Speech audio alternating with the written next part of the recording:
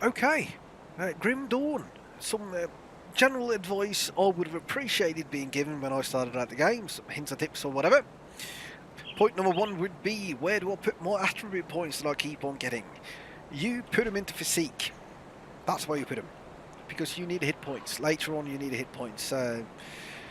Stuff will kill you, and if you don't have enough hit points, they will kill you a lot faster and you'll die a lot. So, quality of life, put them into physique. Class selections. You choose your class when you start out. First level, okay, so when it's time to select your second class, be certain which one you choose, because as soon as you close this window here after you've picked it, you cannot undo it. You can click on undo your points or undo class when you're looking about, but as soon as you close it, it's done. That is your class, so be certain before you pick your second class. Devotion points. Across the world, you find shrines. Activate them and you get a devotion point. And this is basically what you start out with. Nothing here. And it's a bit intimidating at the start. Where do I put my points? And you should know that every place you put a point, it opens up new stuff. Like the first point I put in was there. 5% health. Gave me a red one.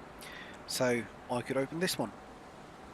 And once I've filled out that, I get to one of these red stars, and these red stars are abilities that you can tie to your own abilities, or augment them, or whatever you'll call it. And they are quite awesome.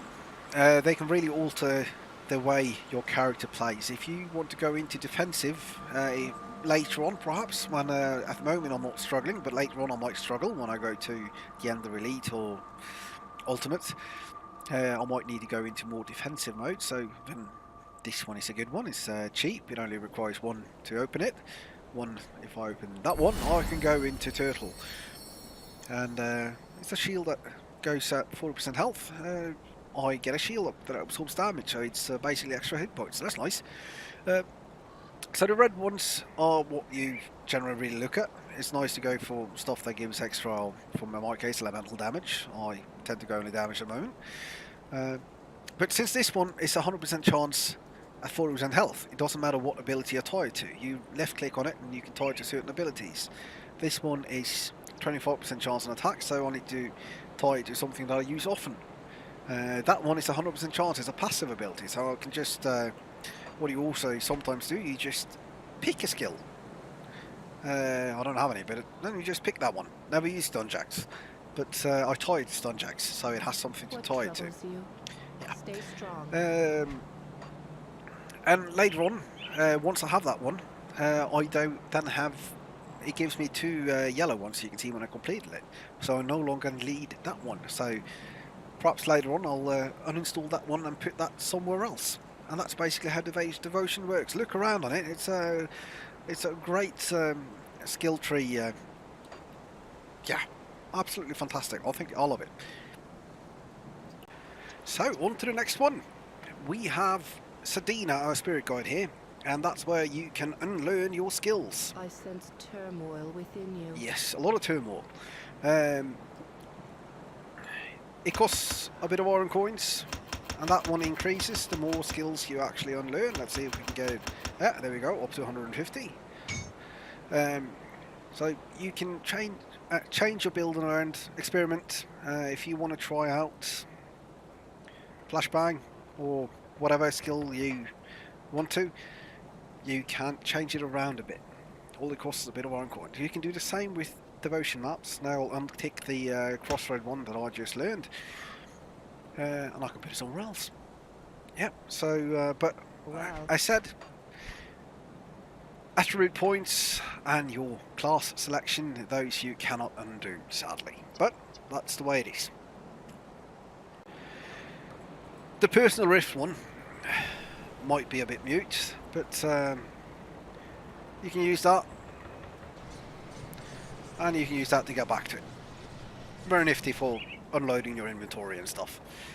Yeah, I use it all the time. And now we have my favourite man, Carlisle, smuggler, back. and he gives you 2 banks.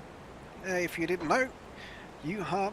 well, it's an item transfer. It goes across all your characters. So if you find something that is awesome and you think some other character could benefit from more from having it or whatever, well, just toss it in there and he can pick it up, or you can just save it for a later date like I do. Eventually the blues will all be deleted, I think, but it'll be too many. But yeah, Carlisle, Smuggler, awesome. Standing in stuff hurts. Move around a bit. In melee or ranged, doesn't matter. Fighting mobs, move around a bit. If you're a melee class and close, move around and circle around it, because they put stuff on the ground and it hurts, and if you stay in it for too long you will die, no matter how much physique points you have. So number one cause to kill you is most likely standing in shit. Okay, looking at stats when equipping an item or comparing item. You can look at like this gun, like well, all the guns here. This one is level 75.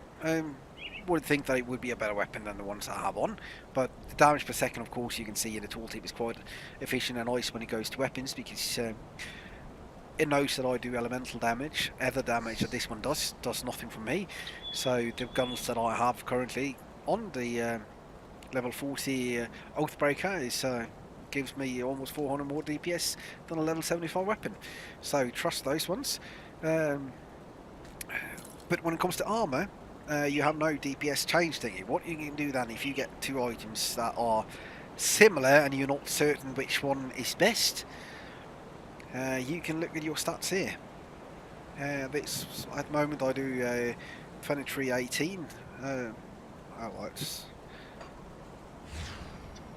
buff it up a bit to 3,385.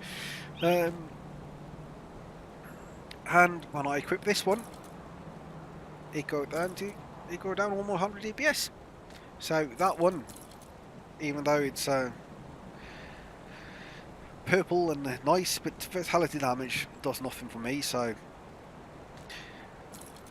it's not an upgrade. But for whenever similar items that you have, it's a useful thing to do. I do it all the time. Also, sometimes you can struggle with some mobs. That does, let's say you go somewhere and they do a lot of lightning damage and you die, you're getting some resistance gear. At the end game, it's at least useful. Okay, last and final one.